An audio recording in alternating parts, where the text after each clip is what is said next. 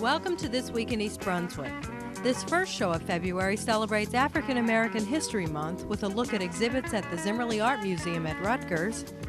The library recognizes contributions by African Americans with a book display. And President's Day with a collection of prints and photographs profiling U.S. presidents. Also tonight, Library Director Sharon Karmazin takes us behind the stacks for a look at preparation for the upcoming Friends of the Library's annual book sale. And we'll hear from Cynthia Schachter from the Office on Aging about events taking place at the Senior Center. All of this and much more is coming up, including East Brunswick school news and a review of the latest Township Council meeting. But before we look at those stories, here's a rundown of programming next week on Channel 8. Monday morning, Lenore Kulik demonstrates cross-training on Look-Rate Feel-Great at 10. Stories from the library follows at 10:30 with exciting picture books for preschoolers. Tuesday evening at 7, watch In Print, produced by the City of Beverly Hills. At 7:30, a special program, African American Women Yesterday, Today, and Tomorrow, will be featured in celebration of Black History Month. This program was sponsored by the Middlesex County Commission on the Status of Women and produced by the Piscataway Community Television Center. At 7:30 on Wednesday night, join Dolly Vasta for an evening of laughs as she travels to Catch a Rising Star in Princeton on For Art's Sake. The Arts follows at 8 o'clock with information about the Figaro Institute and the Summer Arts Institute. Thursday, This Week in East Brunswick returns at 7 and 8, and Aging Aspects runs at 7:30. This month, Patty Sullivan brings us part 2 of the Barbara E. Chung Memorial Hospice program. Saturday's cablecast begins at 9:30 in the morning. Watch the Channel 8 Community Bulletin Board for show times, for the high school sports schedule, and for community announcements. My name is Trudy Hansen, and I am curator of prints and drawings here at the Jane Voorhees Zimmerli Art Museum.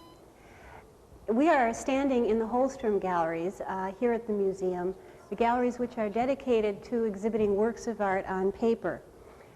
This afternoon we are looking at an exhibition of African American artists, contemporary artists, which are drawn from our large collections of works on paper. The works selected for this exhibition have been drawn from the Rutgers Archives for Printmaking Studios. The Zimmerli Art Museum works with a large group of printmaking studios around the country. Each of the studios donates not only finished prints, but working proofs, printing plates, and other materials to the museum. These materials are used for exhibition and for study and in many, many different ways to look at contemporary printmaking in the United States. Today's exhibition looks at the work of several African American artists, some who are working here on the East Coast, some in California, and it's really a broad representation of several different stylistic trends and interests of artists working in printmaking today. One of the major pieces, and actually physically the largest piece in the exhibition, is Emma Amos's multi-panel work, A Reading at Bessie Smith's Grave. This work is actually a representation of a fictional event. In Emma Amos's mind, a meeting of her father, so it's semi-autobiographical, and several important figures in African American history who have met at the graveside of Bessie Smith, a well-known singer.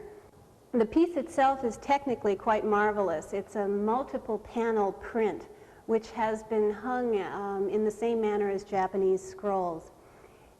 Each of the panels hangs in a free manner. There's no, it actually is installed in multiple pieces. Emma Amos was interested in creating elements of her past history and interweaving it with the history which she has been taught throughout her lifetime, focusing on several major and key figures in African American history. So we have a combination of historians, writers, artists, athletes. The first panel represents a woman, Zora Thurston, who was documenting Black history. She was connected with a university, and one of her activities was to go around the country and collect folk tales, folk history. And many of her writings have been very important, become very important as anthologies of the black experience in America. The second panel represents Joe Louis, the heavyweight prize fighter who was virtually a legend in his time.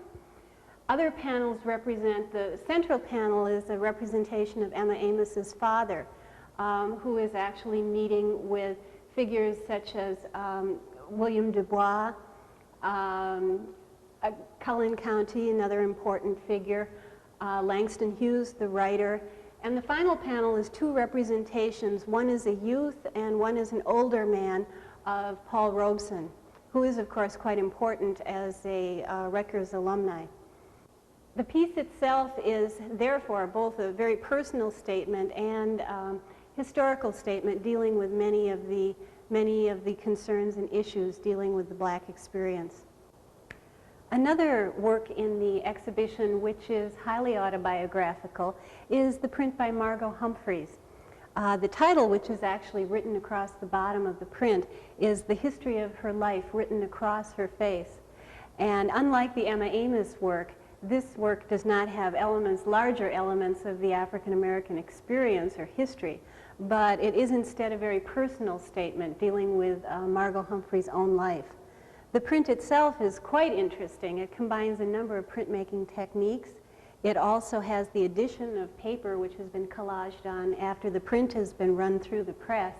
And there's been the addition of metallic paints and pigments to heighten different areas of the composition.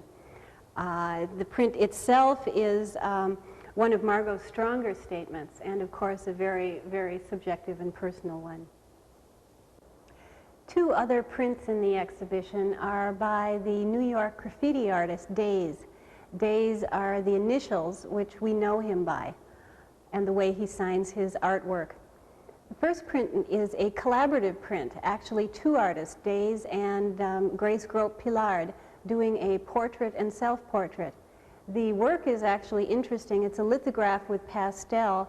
It is a shaped print, not a square piece of paper, but the actual portrait of Days has been cut out and formed. Again, a very personal, biographical, and autobiographical statement by a pair of artists working together. There's a third party in this print, and it's the master printer. So actually, it's a three-way collaboration. The other print in the exhibition by Days is entitled Special Express. This print, which portrays a subway station platform, is not necessarily autobiographical, but helps to depict the urban scene. And of course, an interest, being a graffiti artist, it's a subject that Days has portrayed many times. Many of the other prints in this exhibition demonstrate and illustrate a wide range of artistic styles and subject matter. The prints themselves also represent many different printmaking techniques and are representative of what's going on today in contemporary American printmaking. This exhibition of prints by African American artists will be on display at the Jane Voorhees Zimmerli Art Museum through February. The museum is located on the Rutgers campus in New Brunswick. Welcome to the Zimmerli Art Museum. We have an exhibition of African American children's art, and in the education room for the month of February we have children's art from 16 different school districts here in New Jersey, and we have over 200 pieces of artwork on display. Most of the artwork is flat work, meaning non-relief work. You will see some masks with wonderful silver and gold curls, and you will see some belts made of yarn, but basically it's a flat exhibition of painting, pastel, pencil, and charcoal. We have all sorts of images depicted. When I asked for entries to this wonderful exhibition, I suggested historical events, seminal landscapes, folklore, and important portraits. And in fact, that is truly what I got in this exhibition. And as you look around yourself, you'll be able to see many of these pieces that children as young as kindergarten to as old as seniors in high school have done. And it's a wonderful example of some of the creativity we have here in New Jersey. As you look around, we have some wonderful pieces of balsa wood that's been carved and made into hair picks. and they have been colored with magic marker, and they are done very authentically and very beautifully, and it's something you would wear in your hair at any time. We have pieces that document the Underground Railroad that have very personal interpretive touches, as people peeking out of hay in a wagon as African Americans are being snuck north over the Mason-Dixon line. We have other portraits of famous people such as Harriet Tubman, and also figures of African Americans today, portraits of children today, as they looked in the mirror and saw themselves. This is an adjunct exhibition to the major exhibitions that are at the Zimmerli Art Museum that have always different educational programs that go along specifically with these changing and permanent shows. In conjunction with all of the Zimmerli exhibitions, we have educational programming. But one of the highlights of the year is Youth Art Day, and that will take place March 23rd, about a month from now, and it is a program that runs from 12 to 5. We will have creative dramatics in the gallery. We will have puppet making, storytelling, a caricaturist that's in, as well as docent tours and feature-length films. It's in conjunction with our exhibition entitled Kratky Film, The Art of Czechoslovakian Animation. We hope, of course, everyone can attend. What are these women doing? They're Arlene Levitt and Janice Albers, Vice Presidents of Book Sale for the East Brunswick Friends of the Library, and they're hard at work sorting donations that come 52 weeks a year for the East Brunswick Friends of the Library's annual book sale. Hi, I'm Sharon Karmazin, Library Director, and today I'm here in a place where you seldom see me and where library users seldom get to go. It's the Friends of the Library book sorting area located in our Technical Services Department. 52 weeks a year, every day the library is open, in fact, the library receives donations of books from generous donors. Those books come back here and are sorted by our Friends of the Library staff, all volunteers. The books are sorted, priced, and boxed by category, and then they go into storage, all in preparation for our book sale, which is fast coming up. This year's book sale, again at the Brunswick Square Mall, will begin with preview night on February 25th. As usual, that's a Monday night from 7 to 9. The crowd starts to form a little bit early. Admission for Friends members is free, and for everyone else only $1. We advise you to come with your shopping bags in hands because there will be great bargains to be had that night. And then following the big night, the book sale will continue with admission free from Tuesday, February 26th, all the way through March 3rd at the Brunswick Square Mall. Now, especially for moms and dads with youngsters, we have puppet shows scheduled with the East Brunswick Puppeteers performing at 7 and 7:30 p.m. on the February 27th and 28th. So those might be nights you want to consider coming to the puppet show, dropping your children, and having some time on your own to look for books. This year, we expect our book sale to be very special, full of great bargains, and in addition to the usual stock, there will be over 500 video cassettes available for sale. So we hope each and every one of you will make sure you get down to the East Brunswick Friends of the Library book sale. It means a good deal to the Friends. They work hard all year long, and there are great bargains to be had, especially this year with all of the budget cuts that we're beginning to see. We need what the Friends can provide for us more than ever, so we hope you'll support their efforts and the book sale. Thank you. The photos on the walls of the library throughout February are the work of the members of the Raritan Photographic Society. The exhibit includes a variety of subjects, including landscapes, portraits, architecture, and still life. Founded for the advancement and enjoyment of photography in 1929, the Raritan Photographic Society is an active club which sponsors competitions and meets monthly at the library.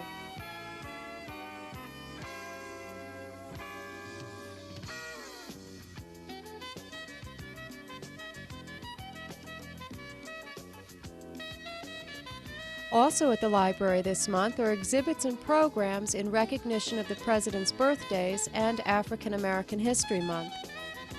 Professor Richard G. Durnan of the Middlesex County Cultural and Heritage Commission displays his collection of U.S. presidential portraits in the showcases. Photos include those of Kennedy and Nixon, and among the portraits are a number of lithographs by Nathan Currier and James Ives. The East Brunswick Historical Society will sponsor a lecture by Durnan on February 13th at 8 p.m. The lecture, which is open to the public, will be held at the library and will include interesting facts and stories about past presidents.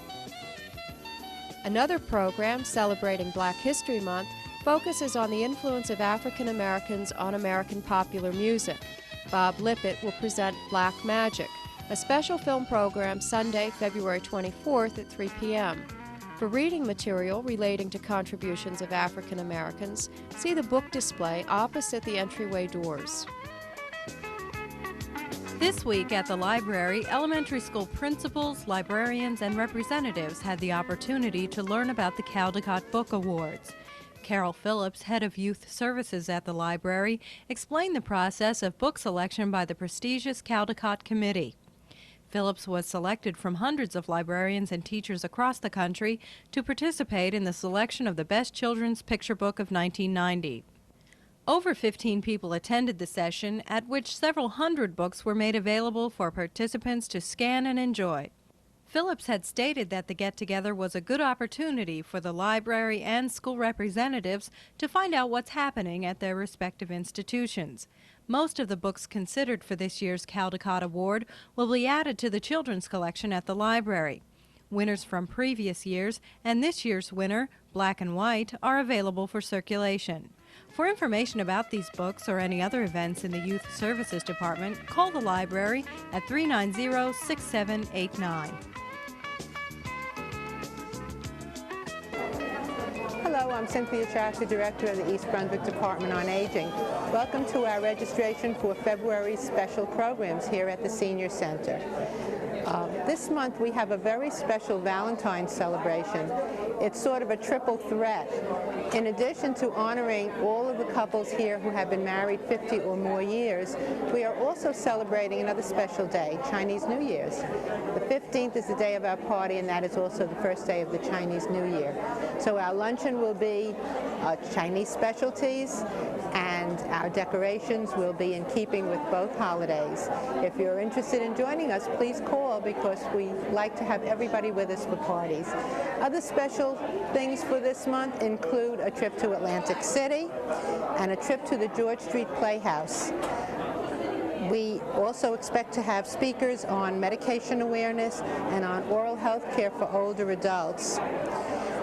Our bowling league starts again in March, and we are looking for substitute bowlers. They meet every Monday morning at 9 o'clock at Mid-State Bowl, and we already have 40 or 50 very active bowlers.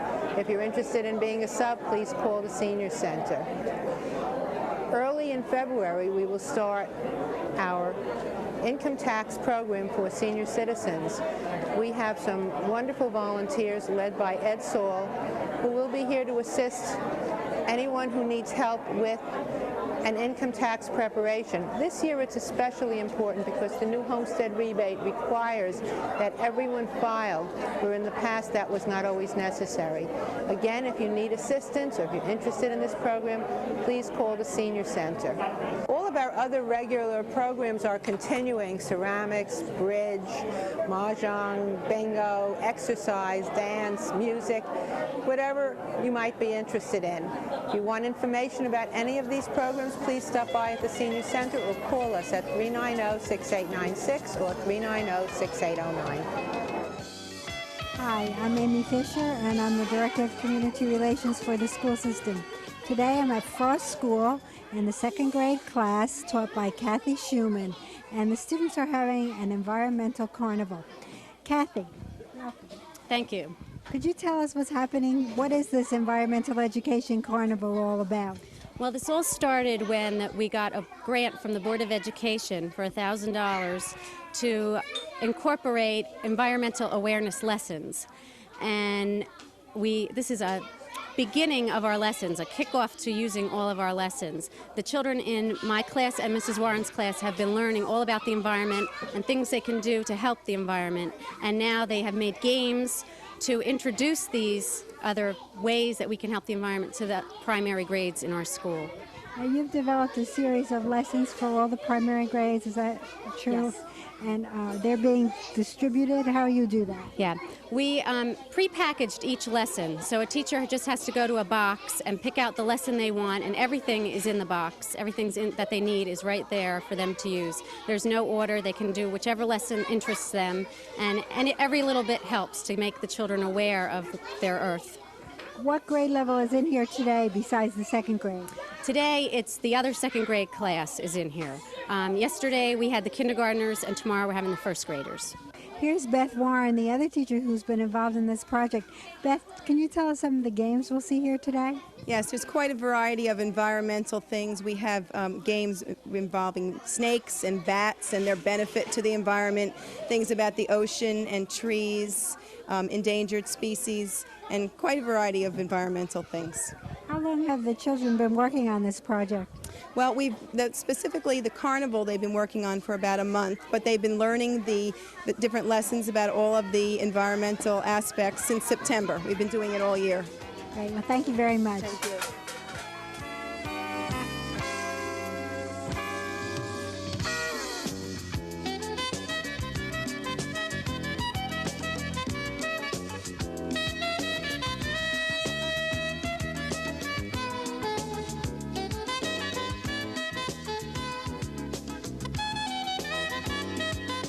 At Monday night's council agenda meeting, Mayor Jackson Agra declared February 25th through March 3rd Book Sale Week in East Brunswick.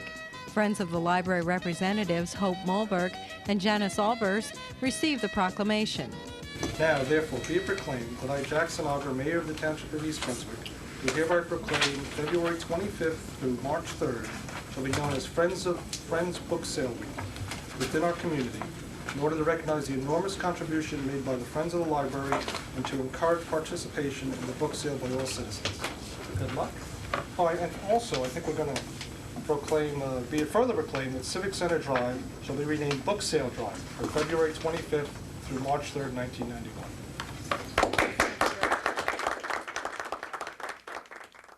Also at the meeting, Health Services Consultant Dr. Kenneth Kraskin made an evaluative presentation to the Council on the Middlesex County Health Department's Interlocal Services contract. Dr. Kraskin was hired by the Township to evaluate the existing contract and to make recommendations for changes. Councilman Joe Hudak questioned the report and Dr. Kraskin's findings. In other council news, the council will introduce in an ordinance at the next agenda meeting the authorization of a new 4-year contract with the Middlesex County Utilities Authority. The new contract outlines increased host community benefits, including higher rates per ton of garbage dumped at Edgeboro and more road improvement dollars. Lou Neely, Township Finance Director, estimated East Brunswick would receive over $24 million over the next 4 years under the tentative contract. Township officials are also considering the possibility of developing a municipal sanitation department. The mayor and council have directed the Public Works Department to hire an outside consultant to determine if a township sanitation department is feasible and cost-effective. Currently, the township pays private contractors over $1.4 million annually to remove residential garbage and recyclables. The study, which will cost the township $10,000, should determine how much money, if any, East Brunswick might save over the next several years. That's all for now. Thanks for watching.